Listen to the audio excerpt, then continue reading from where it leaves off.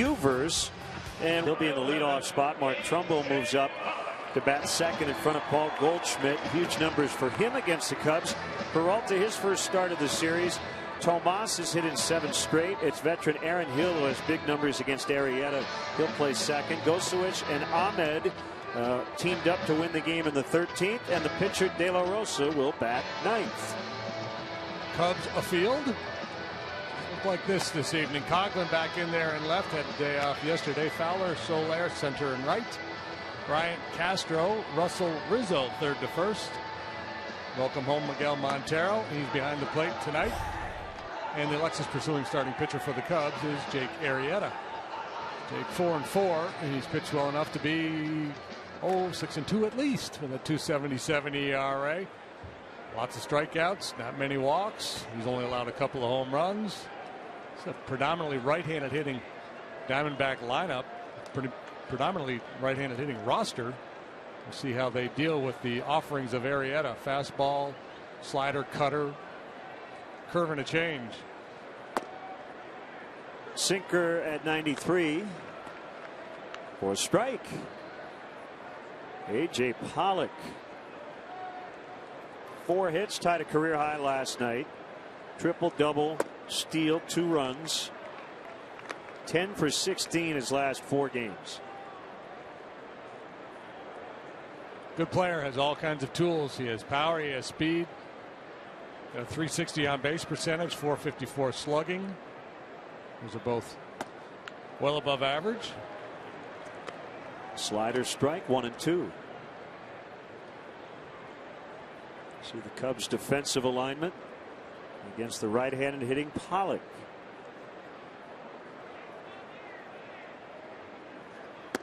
Fastball, got him.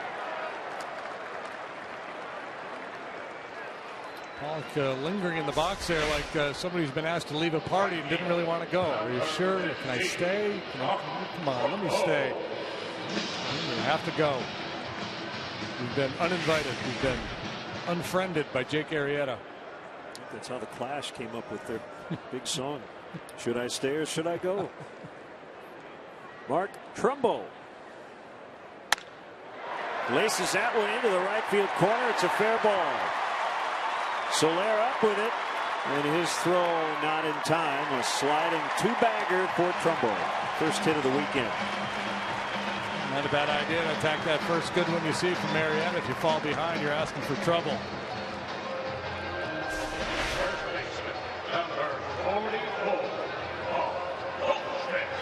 Off-field double for Trumbo.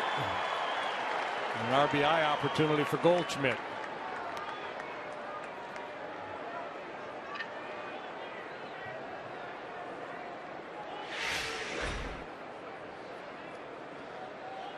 Goldschmidt, as you saw when we gave you the lineup, a career .382 batter against the Cubs, leading all active players.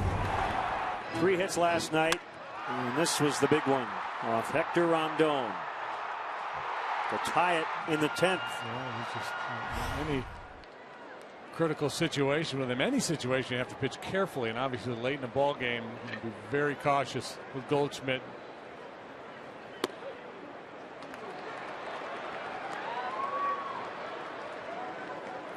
On 0-2 now is Goldschmidt with Peralta on deck.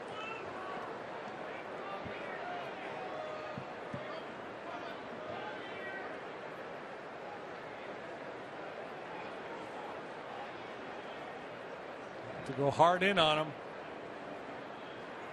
The breaking ball instead. And they fouled it off. Goldschmidt last year had a season end on August 1st, got hit by a pitch against the Pirates, broken left hand. He was hitting .300 at the time. The year before, he led the National League in homers and RBIs. All-star each of the last 2 years.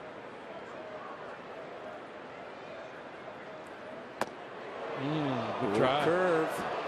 A little bit of a knee buckler, and Goldschmidt just had to pray it wasn't called a strike. Let's see what Pitch Tracks thought. Off the plate inside. Good idea to break it out there just to show him something else. Maybe slow that bat down a little bit.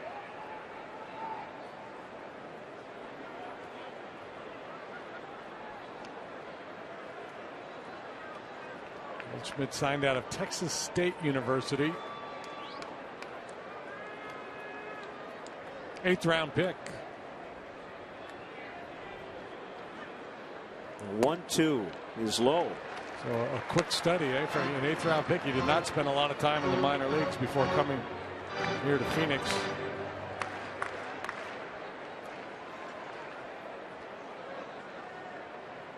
Trumbo doubled. 2-2 on Goldschmidt. 1 out. We're in the last of the first. Just getting underway.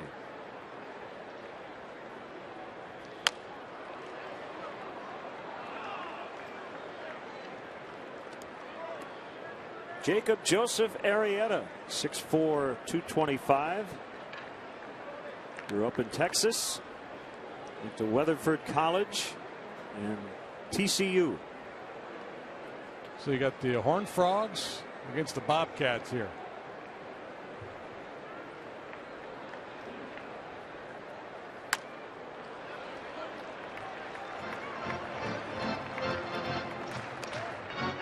He's gone in, he's gone out, he's got him soft with the curveball.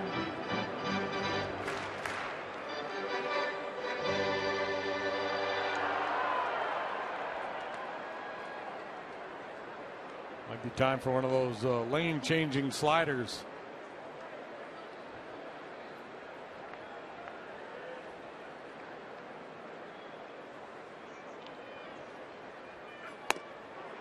Ooh, tried to paint the outside corner, just missed. 95, little comeback action. Similar to the one he threw to finish off Pollock, but this one just off the outside corner. This is a pretty good battle right here, too. Elite level guys. One of the best pitchers in the league, and obviously an MVP candidate in Goldschmidt. Arrieta's 9th pitch of the at bat. Well, how did he take that? That's 3 takes on really close pitches.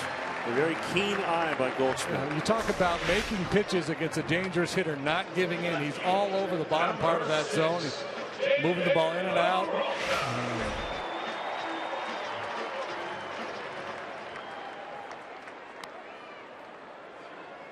Some guys just, they track the ball better than others because there's a lot of hitters that are going to be offering at that last one.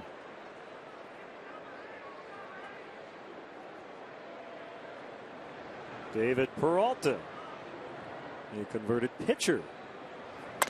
And he bounces one fair. Nice play. Rizzo. Arrieta covering, and they get the out. Runners at second and third. And a nifty 3-1. Oh, we'll talk a lot about Rizzo and Goldschmidt whenever these two teams get together because they're complete players. Tremendous offensive players. They can both play defense. They both run the bases well. And Rizzo flashes a little leather here.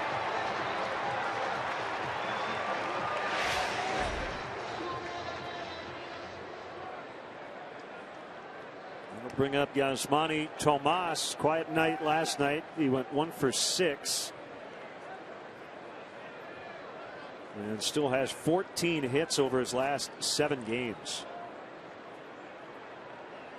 Rookie batting .337. He did not make their club out of spring training. It came up on April 15th. Made his debut as a pinch hitter. And then took over as their third baseman when Jake Lamb went on the DL with a left foot injury.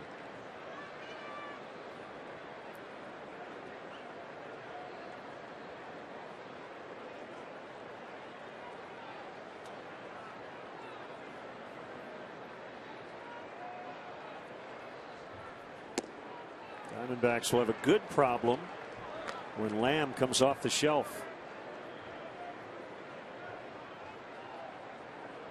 Chip Hale would probably tell us it's not a problem at all. We like having good players active and available on our roster. They'll have a tough decision to make for sure as to how they're going to rework that roster.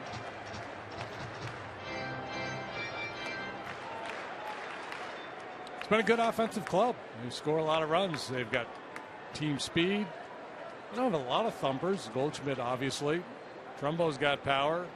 Aaron Hill when he's in the lineup, but he doesn't play every day.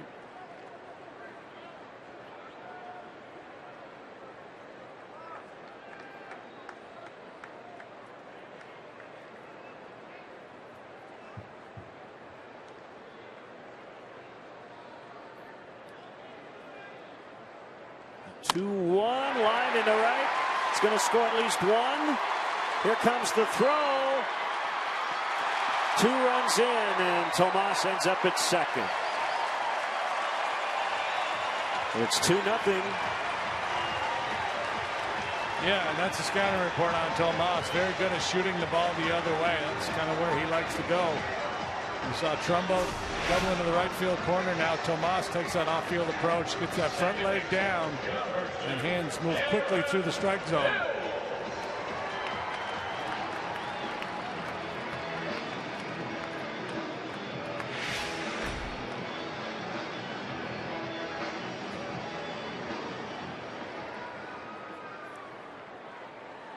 An early Arizona lead, and here's Aaron Hill.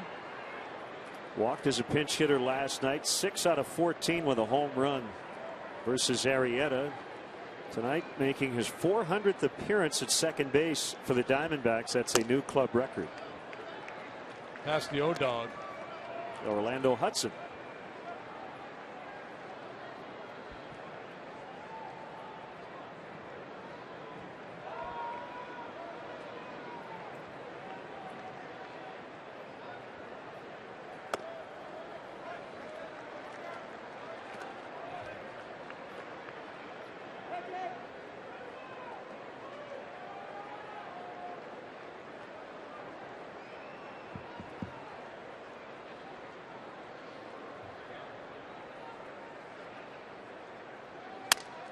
Broken bat roller right back to Arrieta, and that will end the inning, but not before the Diamondbacks get a couple on Tomas. 2-run single. It's 2-0 AZ after an inning. 3 more hits for the AAA Iowa Cubs. A 13-7 home win this evening over the Tacoma Rainiers. Been on a nice little run here for an extended time now. Went deep last night. Look out. Soler through the bat, and fortunately they've got a screen that extends all the way to the corner of the dugout, so that stayed out of the stands.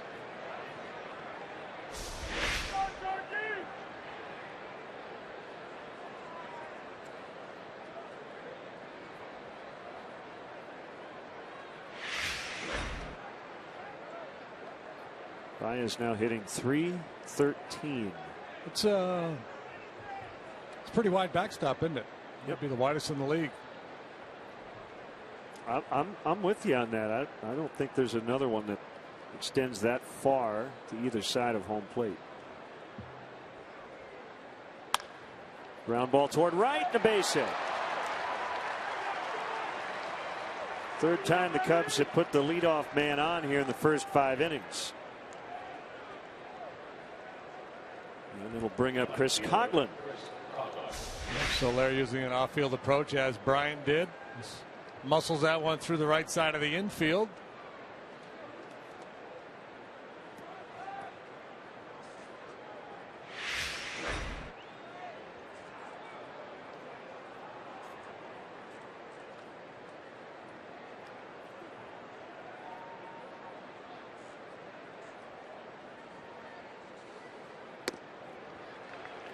Swung on and missed.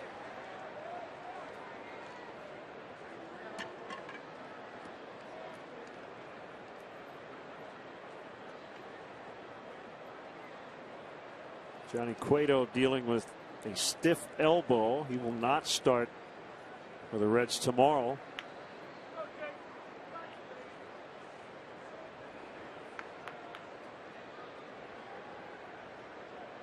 David Wright's back continues to bother him. Spinal stenosis, the diagnosis for David Wright. He went on the DL in mid-April with a hamstring strain and then the back. flared up. Yes, spinal stenosis. Story, the deal I read on it, it said treatable, not curable. It's a narrowing of the spinal column.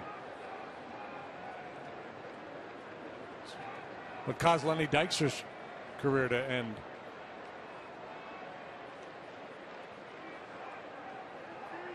The kick and the pitch and a ground ball into right. Soler at second is going to stop there, and the Cubs here near the bottom of the order have 2 on with nobody out. Can one of the Cubs starting pitchers get a bunt down? We're about to find out, because Joe Madden doesn't really like the bunt. He usually uses it as a last option. A lot of times he'll send his pitcher up there and say, hey, take a whack at one and try a slug bunt. And then if you get that in 2 strikes and we still haven't seen anything good happen, then we'll go ahead and put the bunt on. This situation, I think he'd be more inclined to just let's play straight bunt, make sure we stay out of a double play, push these guys along, and give Russell a chance to tie the ball game with a base hit. That's what I think he'll probably do. With Joe, it's hard to know for sure, so he may roll the dice and let him swing. And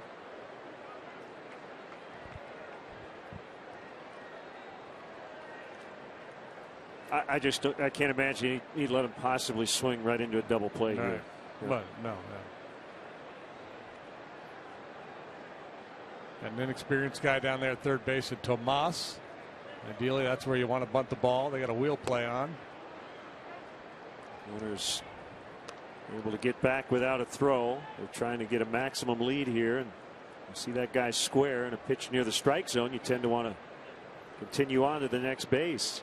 Yeah, and that's the thing. You talk about the responsibility of everybody in this situation. For the bunter, first and foremost, get a strike and bunt it. Don't bunt through the ball. Don't take a pitch if it's in the zone. You got a chance you're going to leave a base runner hanging out to dry.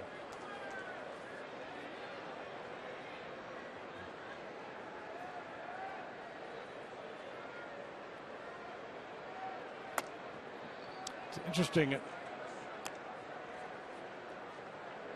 Goldschmidt is really close to the line as he starts his pursuit in from first base.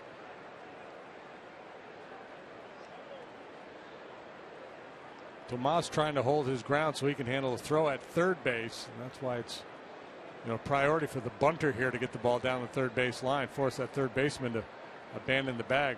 Goldschmidt, I don't know if I've seen a first baseman this close to the line in this situation. Strike called.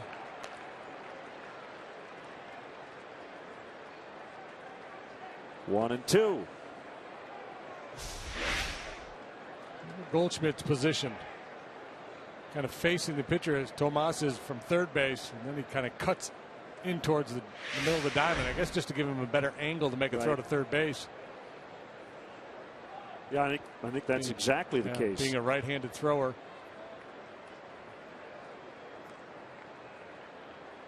Yeah, this is a good situation for you lefties, because it does benefit you to have a left-handed throwing first baseman. As Arrieta strikes out, mumbling to himself, so he does not get the runners over. He also does not get into a double play.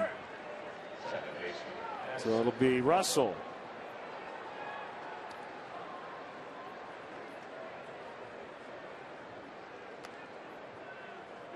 And it's one of the pluses of having a guy like Russell at the bottom of the order. He's got extra base power, so even though you don't get the sack down, he could drive in two here with a double. He's got a fair number of those, as a matter of fact. Among the club leaders in two base hits.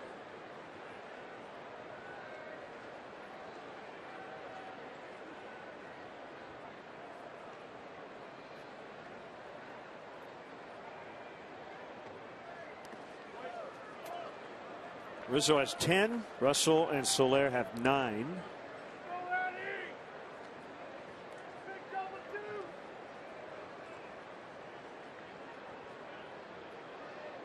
Russell's been fun to watch just when you start to think maybe he's getting into a little bit of a funk, maybe feeling overmatched. Have a two-hit game, hit a rocket off the wall or over the wall as he did the other night in San Diego.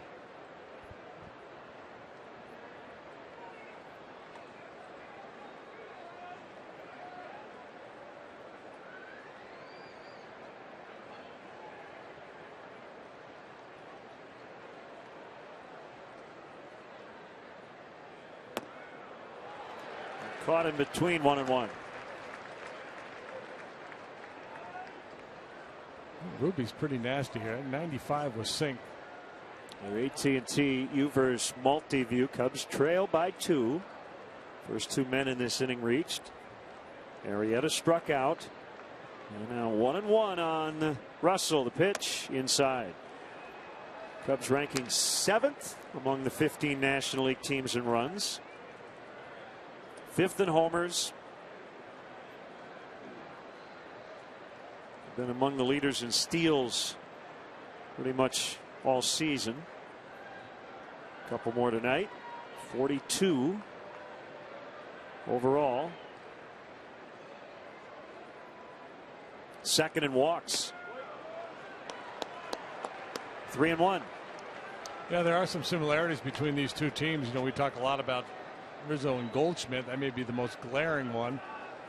Youth, 2 very young rosters. The Cubs have the higher profile prospects, but some good looking young talent on this Diamondback club as well.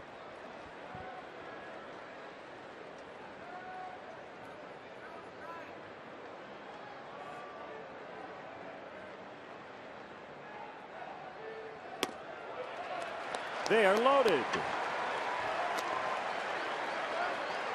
Yeah, this matchup tonight, JD, had the highest nerd game score on Fangraphs because of the youth. Yeah, I don't know what website I was looking at the other day, and roster analysis. Diamondbacks were the youngest team in, I think, all of baseball. Average age, a little over 27. Mike Harkey, the pitching coach, is out. Big spot here. Bases loaded, 1 away.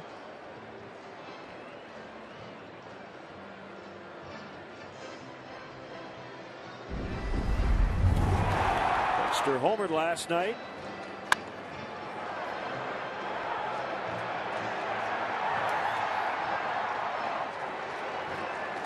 Number 5 on the year.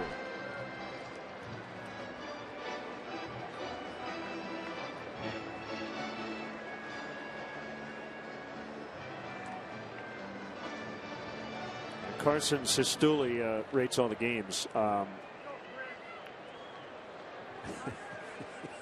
His last line, if not an entire fountain of youth, this encounter, Cubs and Diamondbacks, certainly offers at least a lawn sprinkler or maybe bidet of youth. Outside, ball 1.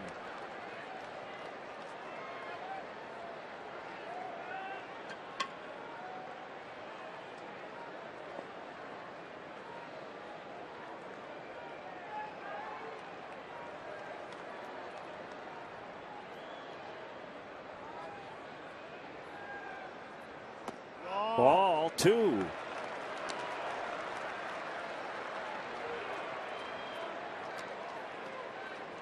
Makes Fowler so tough in this situation. He'll take his walks. He's a patient hitter, but he does have power, so he's a dangerous hitter as well.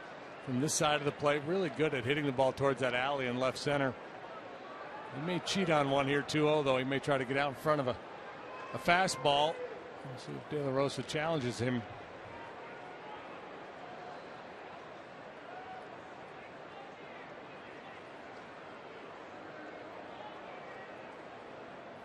The pitch, swing and a miss. 2-0, let up again.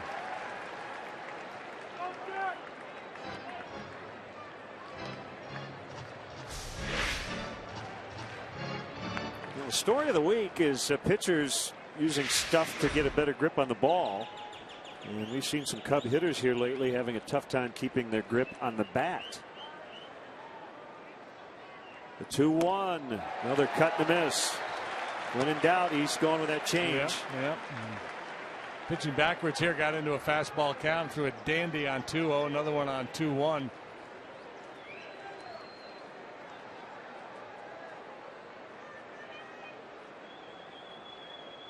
Three on with 1 away. 2 singles and a walk. Got to come away with something here. 2 down.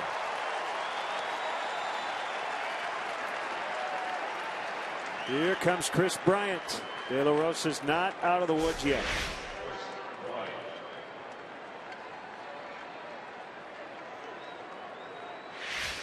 Is it possible, JD, that his change has been like 83 to 90? It may be thrown two different kinds of changes or something. I mean, that's what I'm trying to figure out.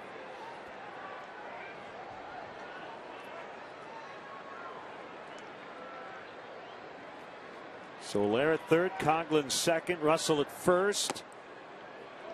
Ball one to Bryant.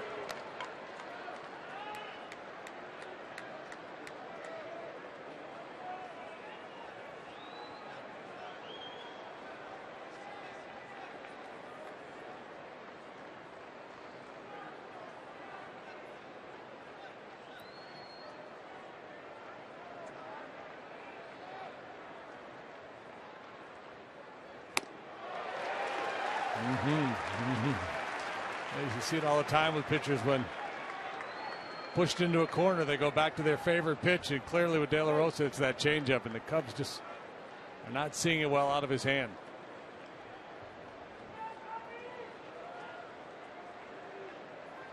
Double.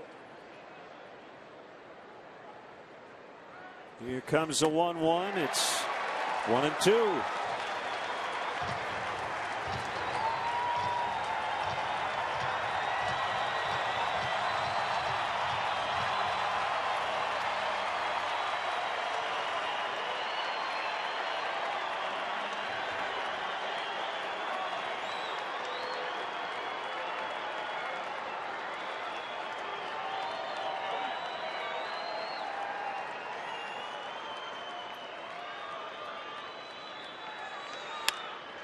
It's foul.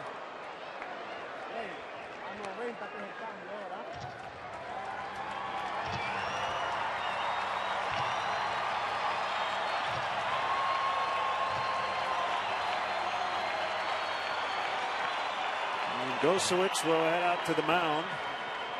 And Nick Ahmed from short as well. Yeah, De La Rosa, I mean, he's a stuff guy, but he pitches like a guy who's not just a stuff guy. No, yeah. He's and that's a good combination to have. Yeah. I mean, we've seen that 95 mile-an-hour fastball with real good sink at times tonight. He hasn't thrown his slider very often, and that's the book on him. Fastball changeup first, and then the slider becomes his secondary pitch, if you will. Did he hit him? He did, and the Cubs will get a run out of it. An RBI for Bryant. A bases loaded hit batter, and it's 2-1. Any way you can, especially down in the count. Not sure what Tuffy Gosewicz had to say to him when he went out there. Probably wasn't this. Just willing to hang in there and take one for the team.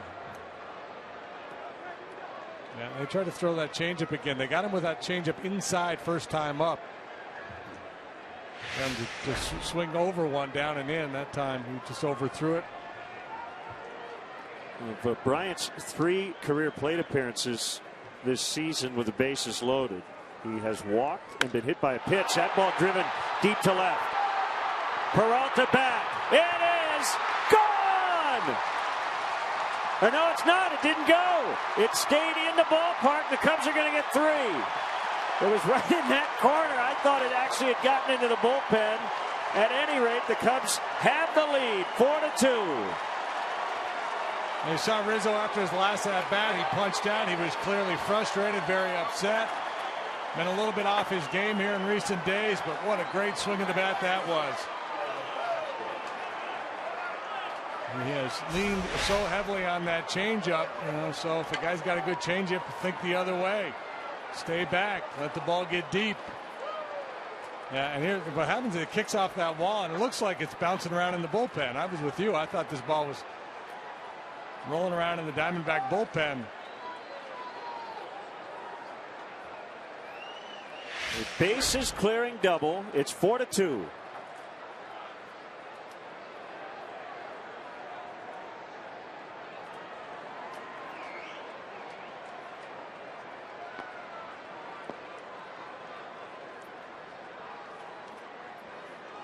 Some action. J.C. Ramirez in the Arizona pen, where I thought the ball was. and it wasn't.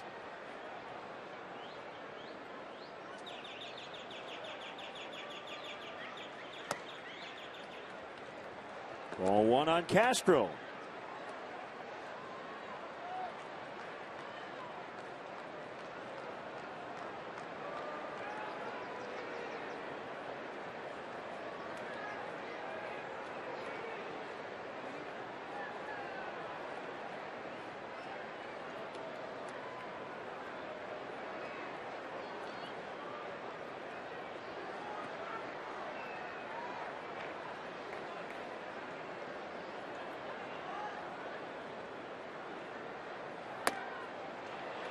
Fastball at 96. Castro went around, according to Angel Hernandez. 1-1.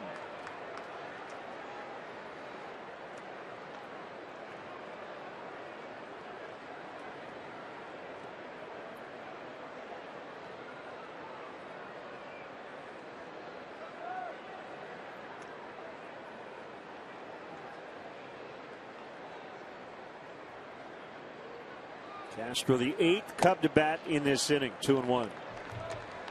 And De La Rosa just starting to hump it up there right now. Lost focus a little bit. Still throwing hard. That one clocked at 97, but location has really suffered here of late.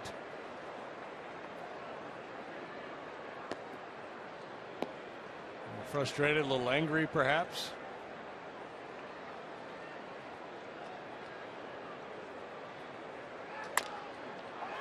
High bouncer to the shortstop. Rizzo tried to get in the way of the vision of Ahmed, and he makes the play. Rizzo with the big hit in the inning. Just after Bryant got hit with the bases loaded, Rizzo clears him to the opposite field on a 3-run double. It's 4-2.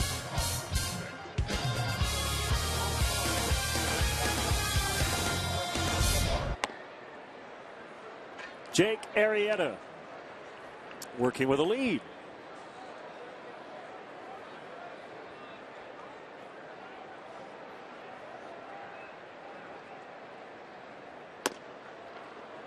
Ooh.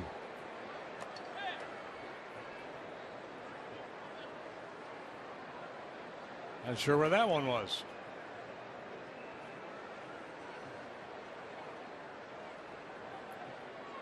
One to Ahmed, and he drills that one out into left center. It's going to get down. Fowler retrieves. Leadoff single. Ahmed continuing his career best hitting streak now at 8.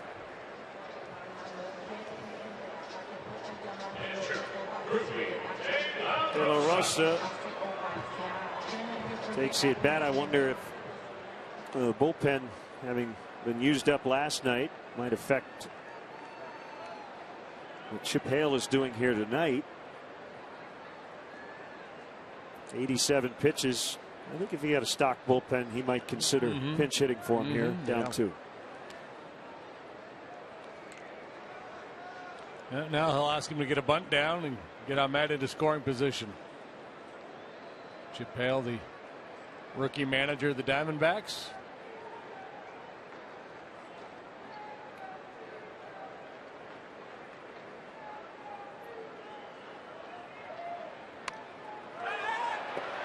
Montero with a nice grab back at the plate. Gosewich made a similar play, although he had to leave his feet earlier. Sometimes it's defined. That's the hardest part of this play. Pitcher sometimes doesn't know where the ball is, but Montero recognized pretty early on where it was headed. Made a nice play. Until you can prove me otherwise, I also believe Chip Hale is the first manager in Major League history named after a golf shot and precipitation. I think you're probably right.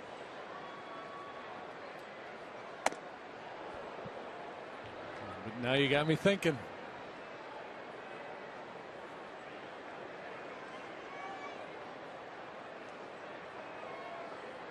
Old Shanks Fog. 1902 Cleveland Spiders. 4-foot putt rain.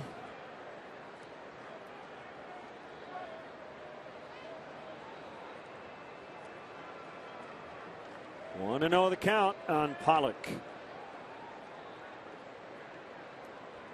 Chip Hale went to school down the road in Tucson at the University of Arizona. So a homecoming of sorts. He coached in this organization, managed in this organization for a long time.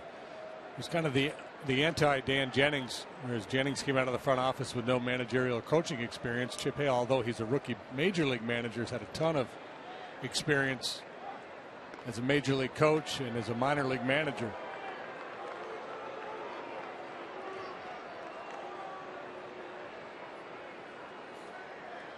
He had interviewed for a number of positions, had been a finalist for a number of jobs, and finally landed one here.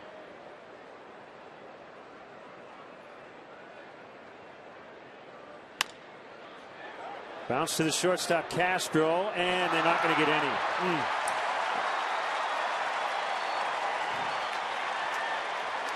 You got to get an out there, and to me, and we'll see the replay, obviously, it looked like Russell was still thinking two, JD, when I didn't think they had any shot. Yeah, you're exactly right. He was in a big hurry to try to get two there.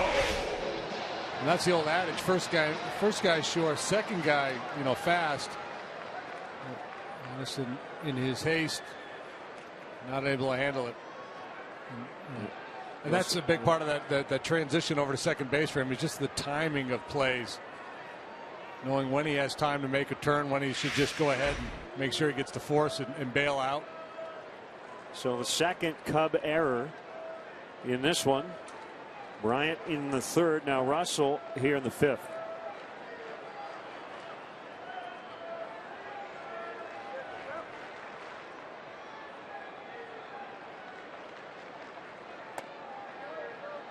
Wide for a ball on Trumbull.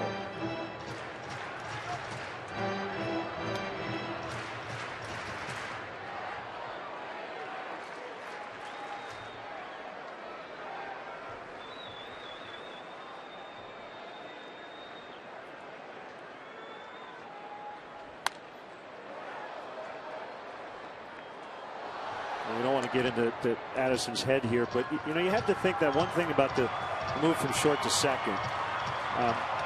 As a shortstop and the ball's hit to you in that situation, you're trying to get it to the second baseman quickly. You're just kind of reacting. When you're the shortstop and it's a double play chance on a ball hit to second, you get a good look at what's developing at first.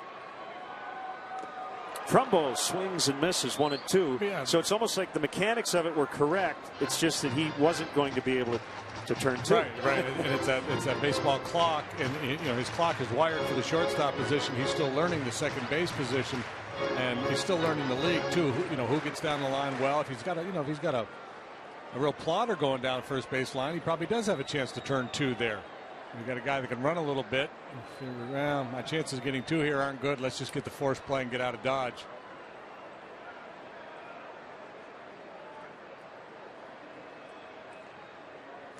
And Trumbull strikes out. Yeah, because I think if Russell's going for just one, he catches that ball.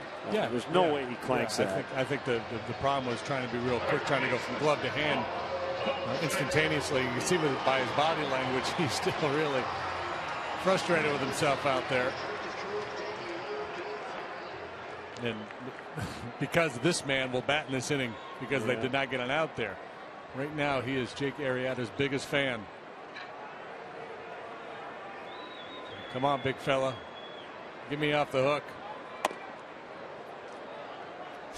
One more look.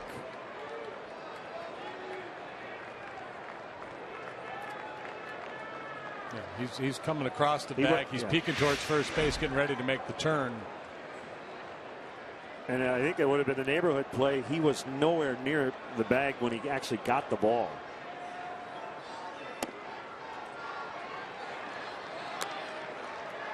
But I do think they would have given him the out.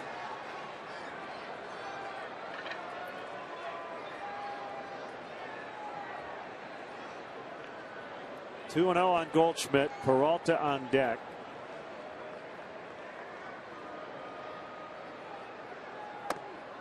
And it's 3-0.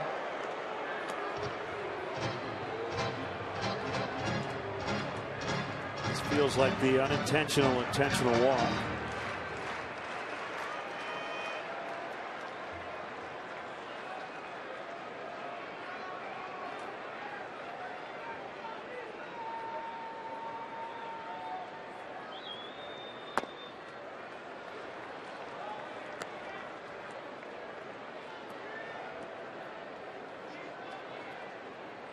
Yeah, so when you're in that pitch around mode, you treat the entire at bat as if you started 0-2, like you're 0-2 on a dangerous hitter, and you're just picking, working off the corners, hoping he'll chase something.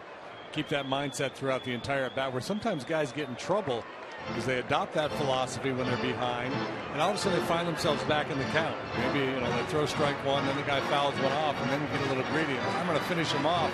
Try to make a pitch in the strike zone, you hang something, and the guy hits one into the seats on you. You have to kind of commit. If the idea is to pitch around a dangerous hitter, you have to stay with it throughout the at bat.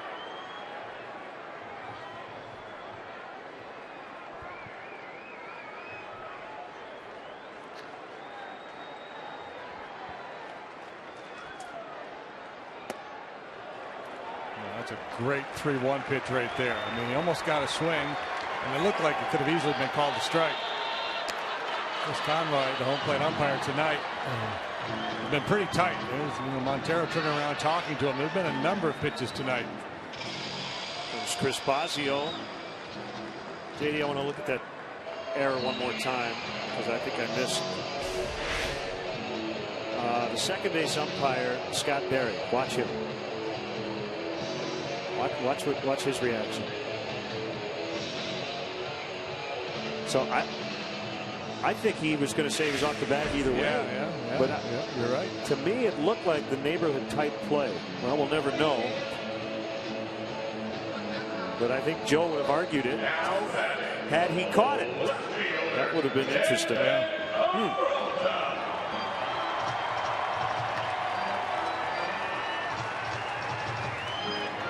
Sometimes you get hung up on that kind of medium length or a little longer toss from the shortstop. That underhand shovel upsets the timing of the play. It's you're a little too close to drop down and flip it overhand. It creates a long underhand toss, and that upsets the timing of that play.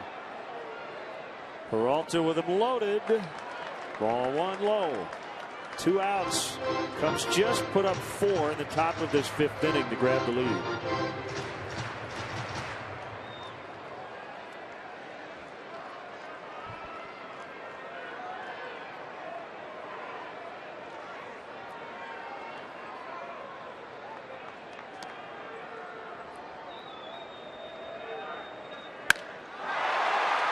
Trouble off the wall. Ahmed in. Pollock in. Goldschmidt scores. David Peralta, after Anthony Rizzo doubled in 3 to the opposite field, does the same here at the bottom of the 5th, and it's 5-4.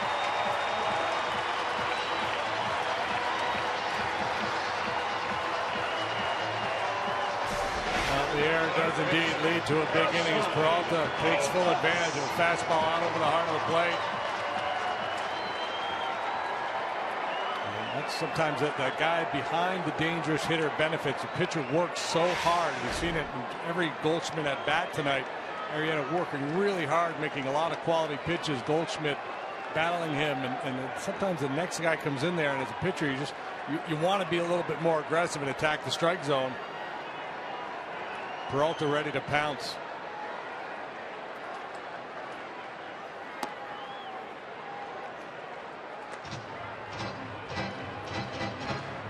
I don't know if I've ever seen 2 bases clearing opposite field doubles in the same inning. One by one team and then one by the other. Have you? You don't see a lot of those anyway. Yeah. Even one. Yeah.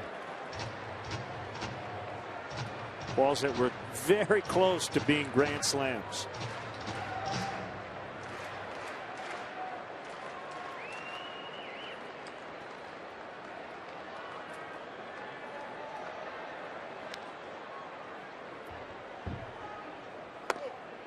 One and 2. And Tomas.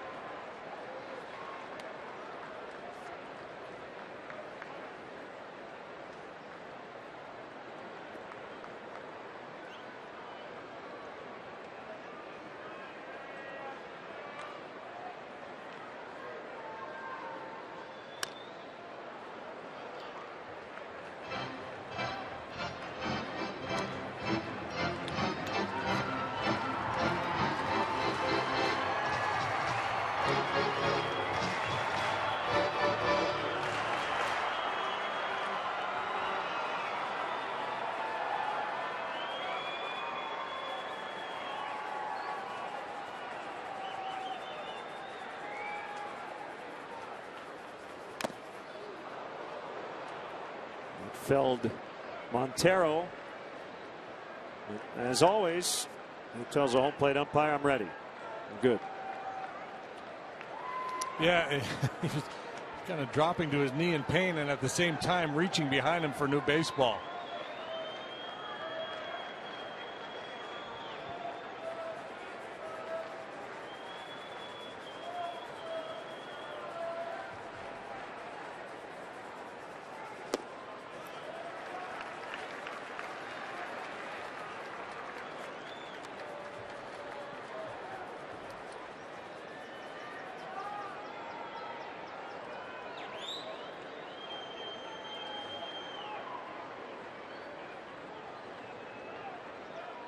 Two balls, two strikes. Arrieta to the plate. Swing and a miss. Strike three. And the inning is over. He's got 7. Arrieta against Hill. Home half of the 6th.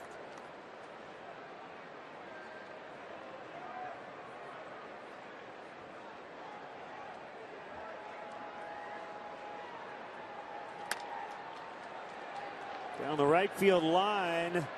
And it'll land without a play. So last night, Ender Inciarte took third base on a single to left. And you brought up the idea of maybe not advancing to third because it took the bat out of the hands of Paul Goldschmidt. It's an interesting conversation.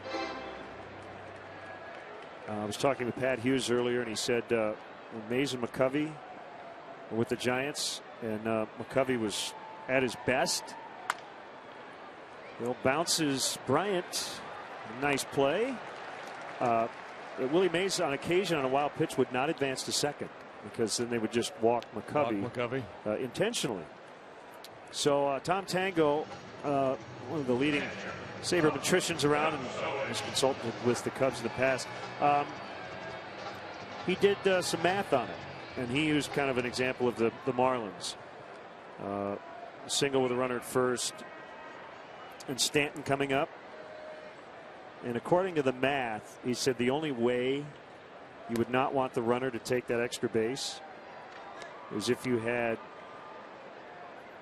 the worst hitter in baseball on deck with the best hitter at the plate.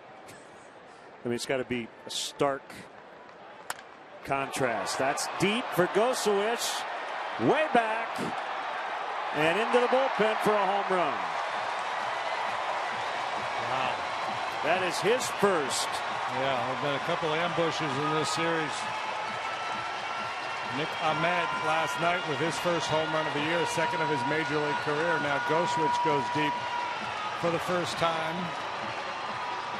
He had one in his major league career prior to that.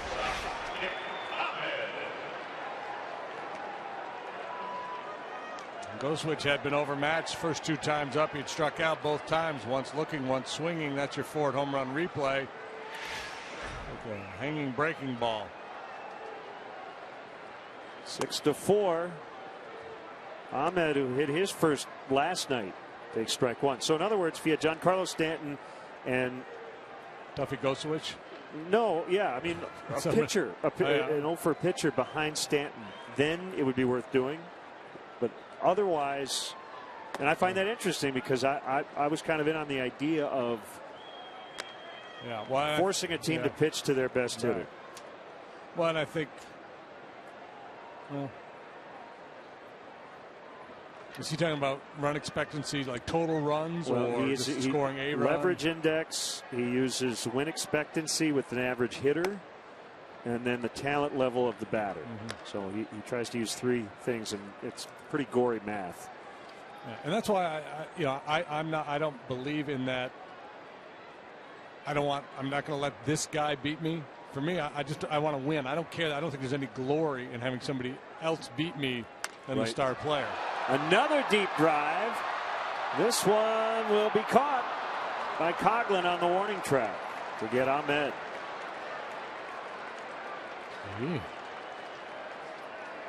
Ahmed, get out of the tree.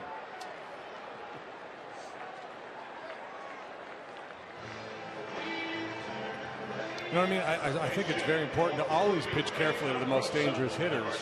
I just don't like that adage. I'm not going to let this guy beat me. I'm going to identify this hitter in a given series or a given game. There are times when it's prudent to pitch around a guy or just put him on because he's the best hitter. But I don't sleep better at night if I walked Paul Goldschmidt and David Peralta got the game-winning hit. Yeah. Chris Owings off the bench, pinch hitting for De La Rosa, and he bounces to Bryant. Gosuish with a home run to add some insurance. The Diamondbacks lead 6-4 as we go to the 7th. I like. Yeah, and you look at the rookie leaderboard. He's up there in just about every category as he makes his case. A possible Rookie of the Year award. Good year. It's a bumper crop. Bunch of them on the field here tonight. Bryant, Soler, Russell, Tomas. Kidding, a couple of those kids in L.A. Guerrero, Peterson. 1-0 the count. Ramirez in his second inning of work, fouled back 1-1. I wanted to finish the point. You mentioned the Seals. Obviously never had a chance to go to Seals Stadium because it was demolished in 1959. But that's where the Giants played their first 2 years. They moved to San Francisco. It was in the Mission District. Opened in 1931. PCL's Seals played there. Yeah, back in the day, the PCL was a great league. There were a lot of guys that were major league caliber players that preferred to stay home in California and played in the PCL. Shallow right field, and it'll be Trumbo. 1 out here in the Cubs' 8th. Seal Stadium held 18,600 fans. And at times they had a live seal in a water tank behind the grandstand or under the grandstand. So yeah, so the Giants played there while they were building Candlestick Park.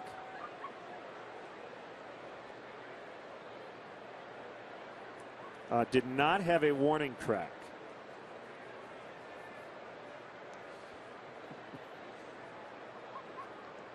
Well, even when the Giants were there. So when I was going to ask when the warning track came into play in baseball. Look at a lot of the old-timey parks didn't have one, but you had to be playing Major League Baseball there in 1960 without a warning track. That's interesting. Mm-hmm.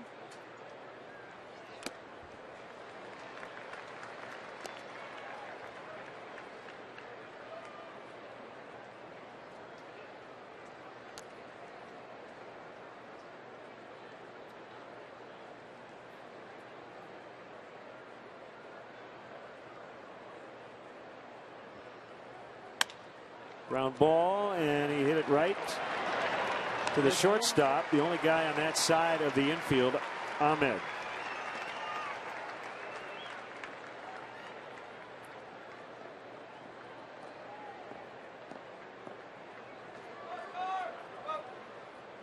Shortstop, Castro. The Diamondbacks, like everybody else in baseball, they've got some power arms in that bullpen, but the bullpen's been leaky for them. That's been a big issue for this club. And you feel like you can come from behind against them. Cubs are running out of outs, of course. They're down to their last 4.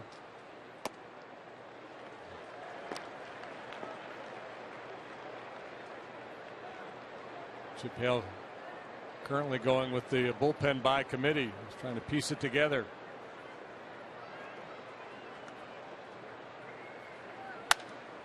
Ground ball, base hit to right. So Castro's on, and that'll get the tying run up.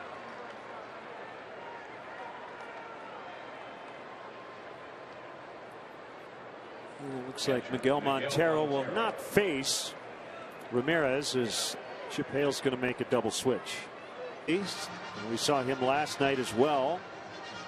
And he'll face Miguel Montero with a man on and 2 outs here in the 8th. Yeah, just a third of an inning of work for Perez last night. And veteran lefty gives you a little this, a little that. You saw it there, the little turn his back to the hitter routine. And he's got some funk. Throws a fastball about 90 to 92. And slider is his secondary pitch, if that makes any sense. His primary secondary. Pitch. I like it. Well, he's got a changeup, but he hardly ever uses it these days.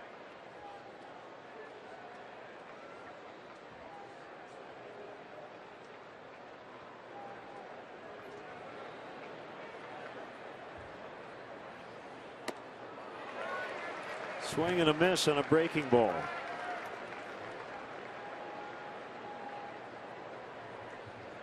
And a Padre, a Pirate, a Met, a Mariner. This is his second year with the Diamondbacks.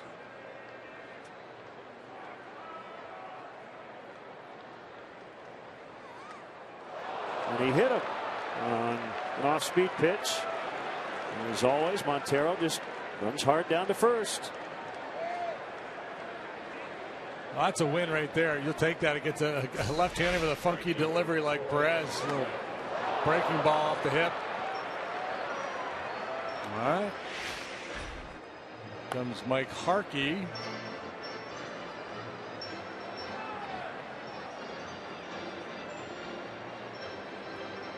Soler really hasn't gotten into any kind of a real power group, but you know it's in there. You know, sooner or later he's going to break out.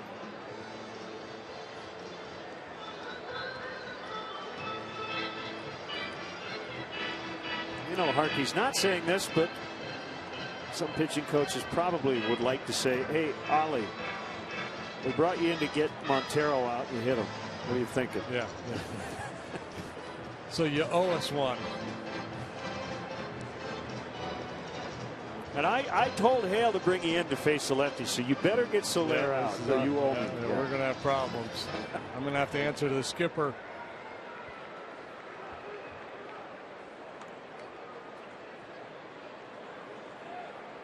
So they're looking out there, sizing him up.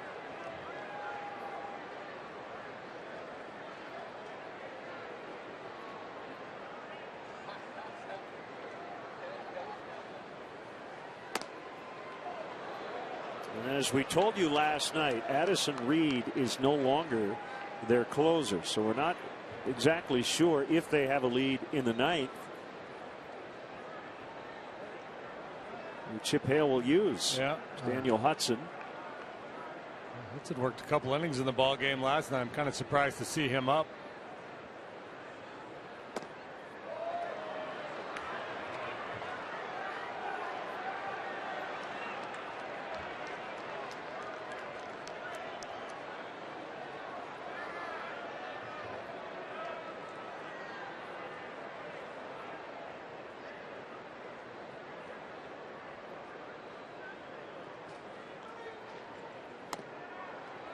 Missed again, 3-0.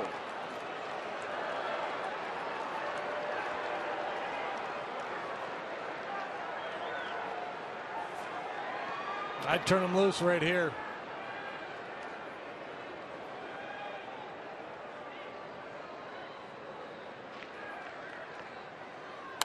Yep. Good swing. Well, you got a left-handed hitter in Coughlin on deck, so that's not a favorable matchup if you pinch hit. You've got Herrera, Ross, and Lake on the bench. They're going to go to the righty in the pen. It's not necessarily the best matchup. Of all the different scenarios you could consider, for me, letting Soler swing 3-0 is about as good as any.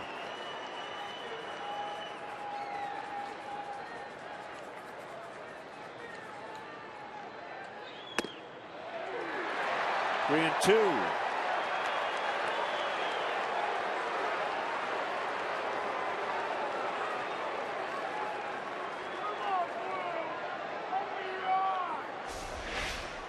Crossfire delivery, slings it toward the inside corner, catches the inside corner. It's a quality pitch. Now Soler's got a battle. Got to compete.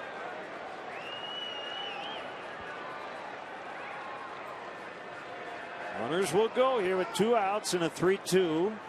And here it is. Driven out to deep right center. Off the wall. Castro's going to score.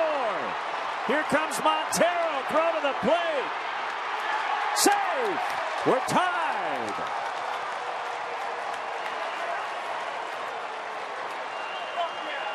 Wow. Double, toil and trouble. That's been the theme here tonight. A couple bases clearing doubles. Now a 2-run double by Soler. He mashes that pitch. Fastball, outside part of the plate, up a little bit.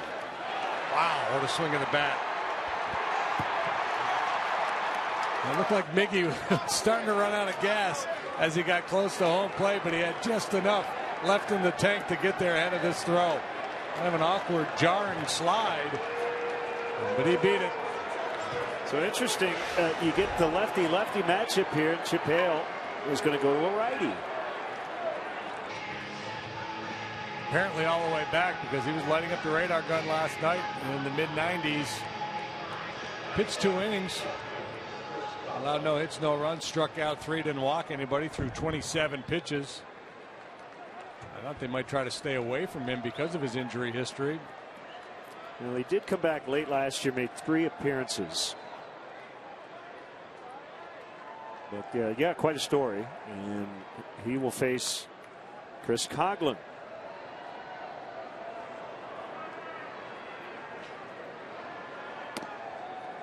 He starts changeup. It's ironic, isn't it? Soler wanted ball 4, didn't get it. Chip Hale's now probably wishing he had gotten ball 4. Just might get what you need. And if you're Soler, you're glad he didn't, because he then hit a 2-run double to tie it. This is a pitch around situation with the base open. Junior Lake will pinch hit, and after a couple off the plate, I thought maybe they just go ahead and put him on. But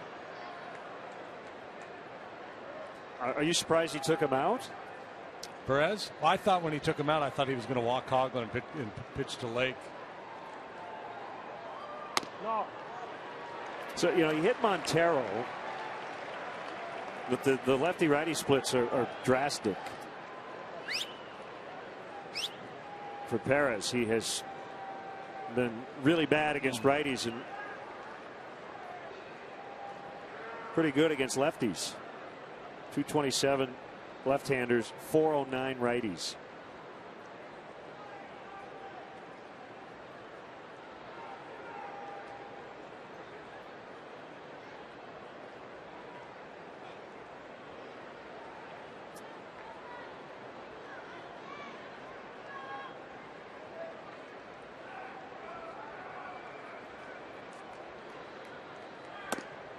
Hudson was once traded for Edwin Jackson. White Sox dealt Hudson and David Holmberg to Arizona for Edwin back on July 30th, 2010. This is the first time this year that Hudson has worked on back-to-back days. He actually made a start back on May 10th against the Padres. Here's ball 4, and here is Lake.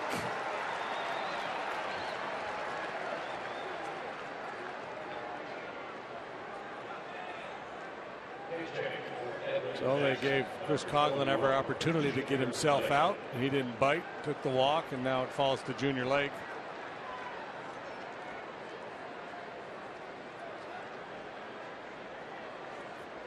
Nice 2-out rally here in the 8th.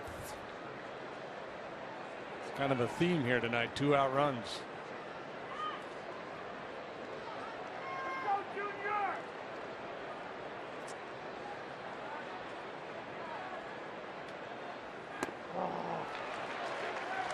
¡Vamos!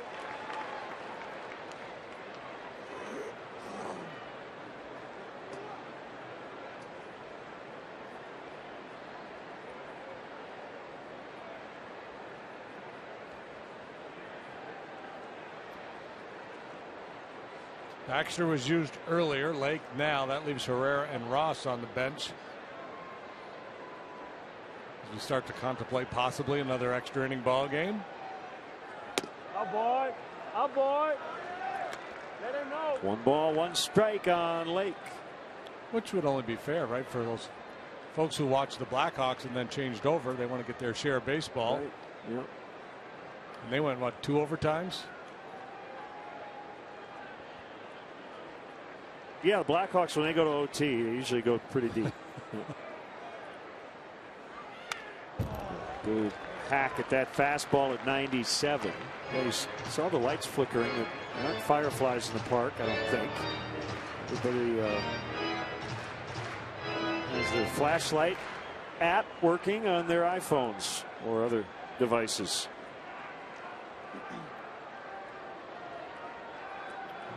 Could be signaling. This could be some kind of code.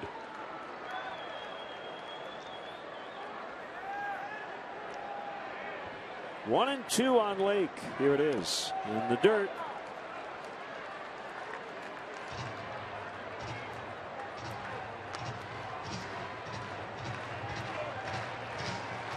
Just thought of another way to cheat in baseball.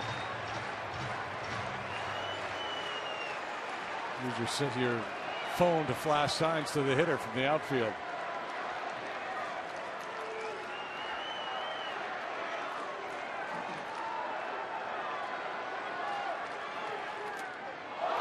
It gets by, nearly hit Lake, and both runners will advance. Now 3 and 2 on Junior.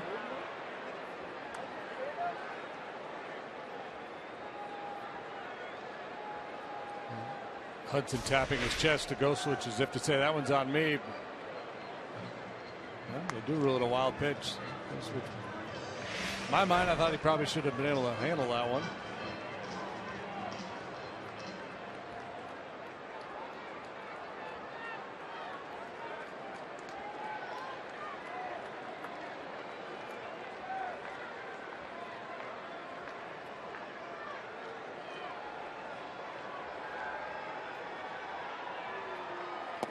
Swing and a miss, and Junior just shattered the bat over his knee. In frustration, Jorge Soto. Chicago. Hard to shut that guy down, man. Bryant and Harper, that'll be fun.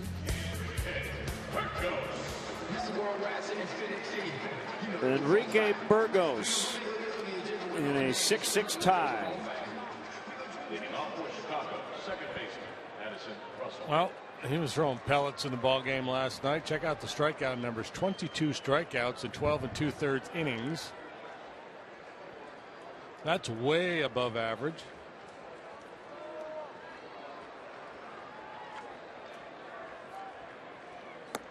Ooh, how about that slide piece? Good luck, boys.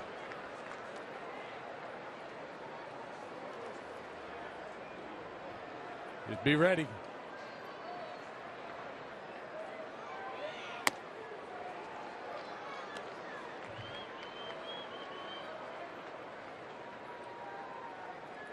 De La Rosa, Ramirez, Perez, Hudson, Burgos.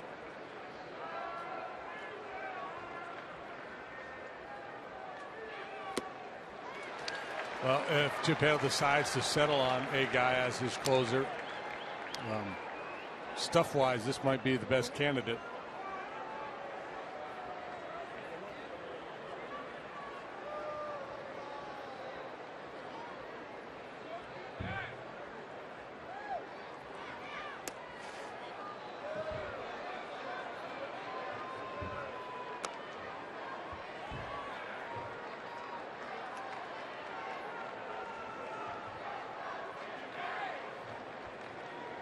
Fowler and Bryant also due here in the Cubs ninth. Diamondbacks 1-13 last night. 2-2 pitch. Also splintered the end of his bat.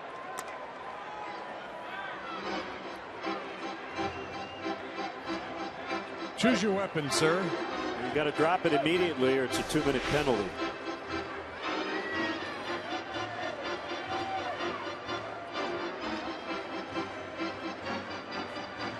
on the piece of Goswitch with the follow through. Burgos, 24 years of age, in Panama City, Panama. Big kid, 6'3", 250.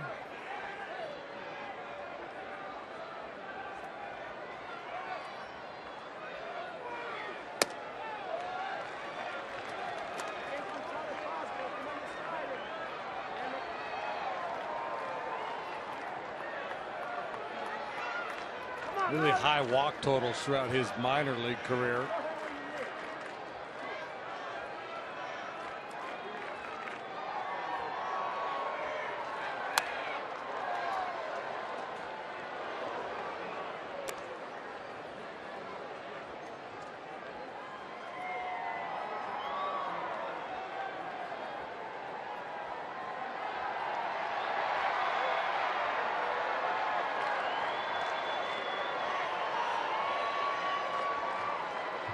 Another 3-2 to Russell, and he got it on the slider.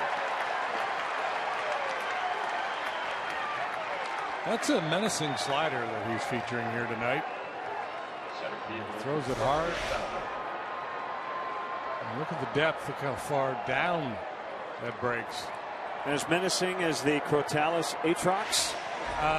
No, not quite that menacing. That would be the Western Diamondback Rattlesnake. What was it again? Crotalis Atrox.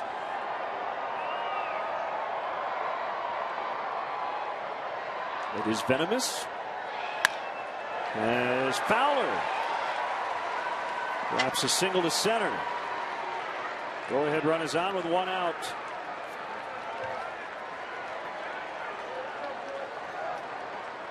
You don't want to run into a Diamondback Rattlesnake.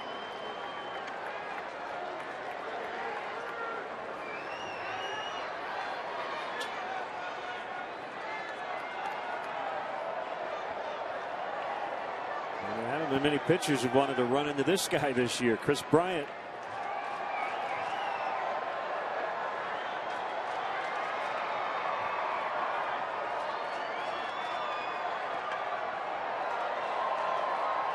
Let's see if Fowler can measure lead, get a jump, and steal a base here.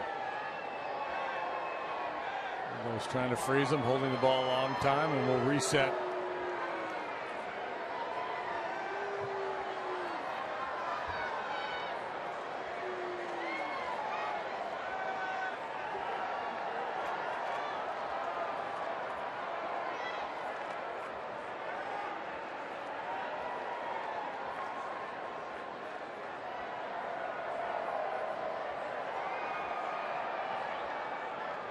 With his steal in the first, Fowler is now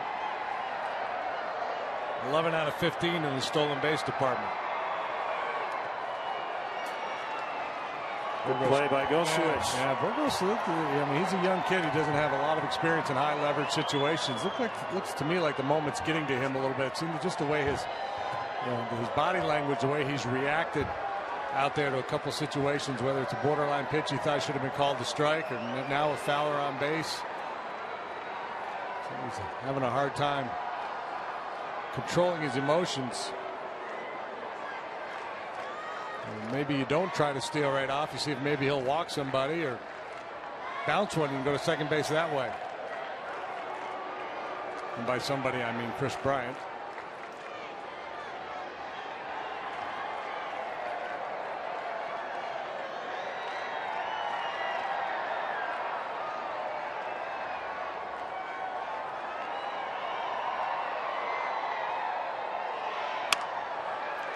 Knocked down by Tomas. Everybody's going to be safe. So 2 on for Rizzo.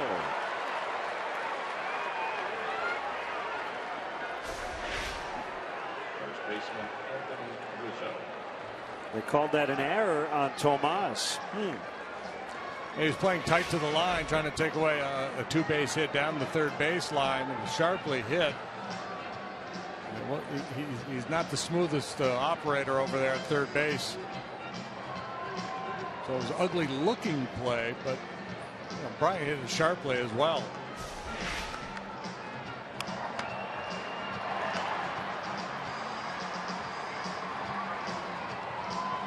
Didn't move his feet. Tried to glove it. Couldn't hold it.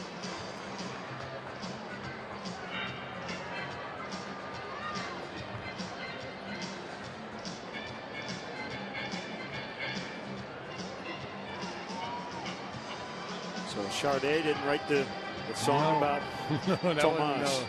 Asmani was not the subject matter.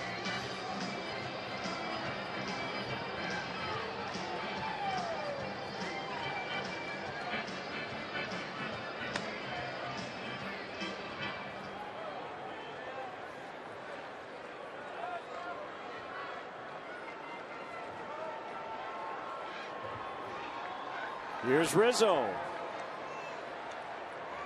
Fowler at second, Bryant at first. Cubs trying to break the tie.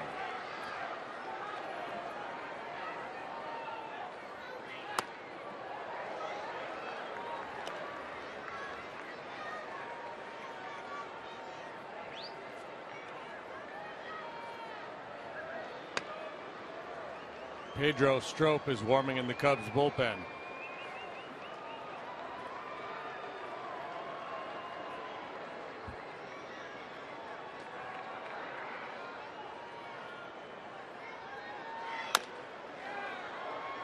Foul to first.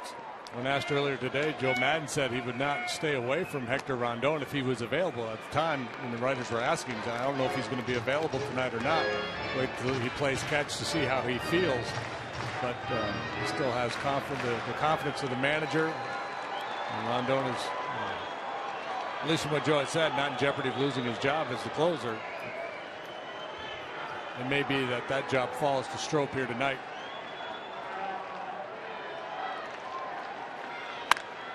Rizzo, towering shot, deep right center, and it is gone! 3-run homer!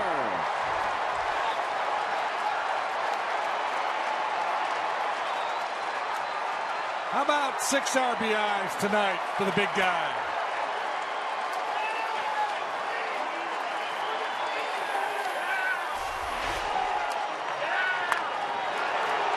Launch mode, high and deep,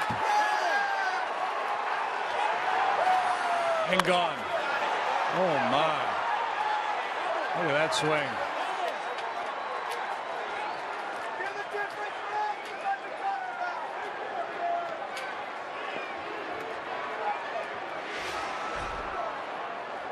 (9-6). Number 9 for Rizzo. That one felt good.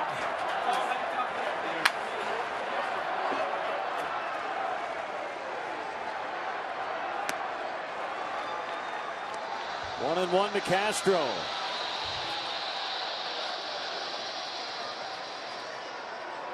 It's a career high for Anthony. Ties his career high 6 driven in a ball game.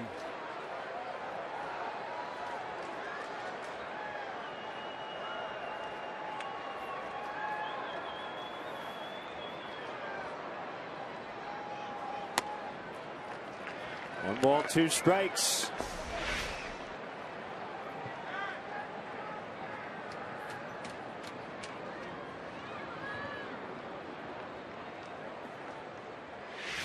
Ciarte gave it his best shot.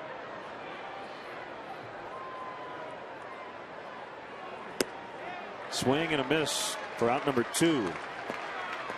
Both outs have been strikeouts here in this 9th inning. With the big blast by Rizzo, here's Montero.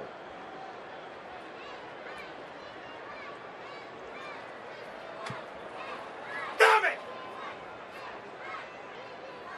Not sure what that was.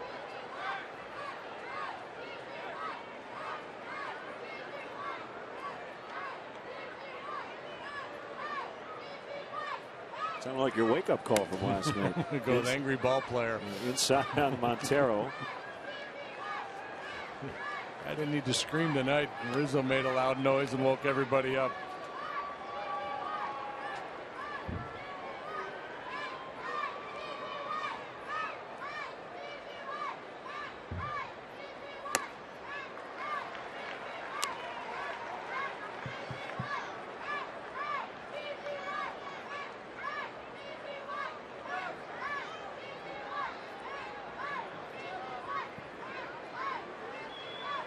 It'll be the bottom of the order for the Diamondbacks in the bottom of the ninth.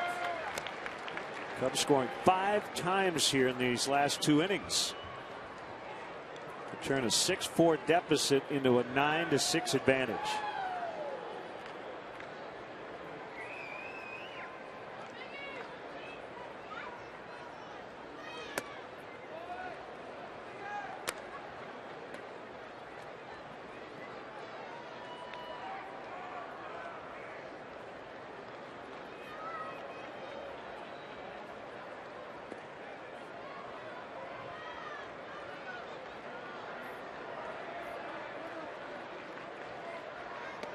Burko's body language. You just showed this. Wondered what had happened. You could kind of figure out something bad had happened earlier in the inning to him. Swing and a miss to end the inning, so he picks up 3 strikeouts, but he also gave up a 3-run homer to Anthony Rizzo, MVP candidate. And it's 9-6 in the ninth. Go ahead 3-run double. Go ahead 3-run homer. And here's Pedro Strop, and this is a save opportunity with a 3-run lead. Bottom of the order due up here for the Diamondbacks. Go switch Ahmed and then Inciarte, who came in earlier in a double switch for Strop. And of course, the one thing you want to avoid is having to deal with Goldschmidt here in the bottom half of the ninth. And if Strop has his way, that will not be an issue.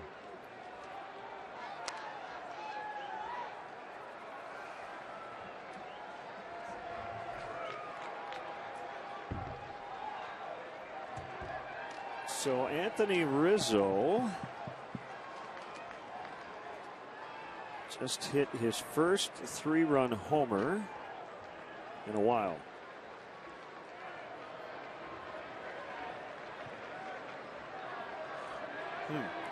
Might be since 2012 when he hit a grand slam off Jared Hughes. So I'm looking on his home run log on Baseball Reference. Yeah. His last 6 had been solo shots. Goes a wish on the ground to Castro. 1 down.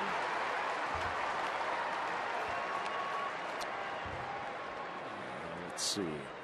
Shortstop, Nick Ahmed. It's 9 in a row retired. Cubs pitching here.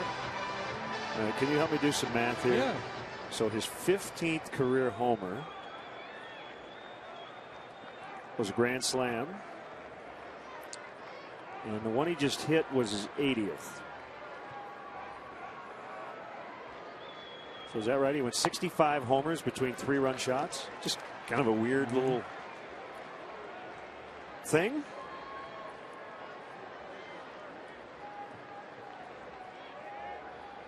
Or between home runs of 3 or more RBIs, we should say.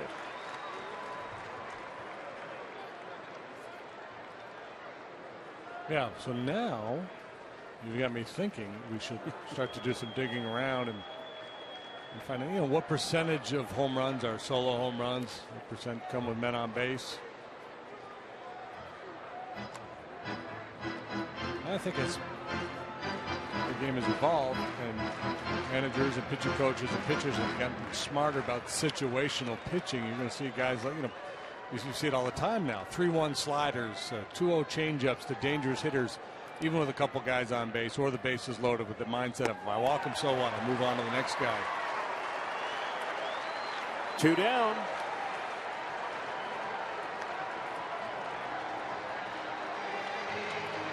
Yeah, so of his 80 career home runs, 1, 2, 3, 4 have been with 2 or more men on base.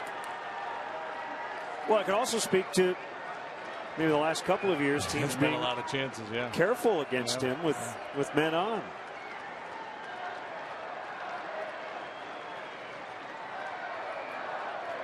Swing and a miss by Inciarte. Well, if Strop nails it down here, he'll become the third pitcher to record a save for the Cubs this year. Rondon has 9. Travis Wood picked one up on the last homestand. Chappelle and his bullpen continue to struggle. They've been plagued by the long ball.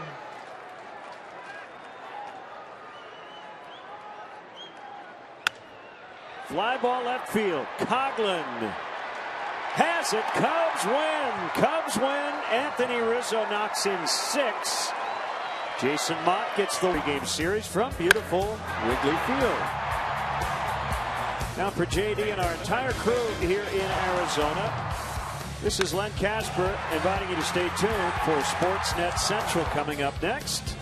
Cubs win. Cubs win. Good night, everybody.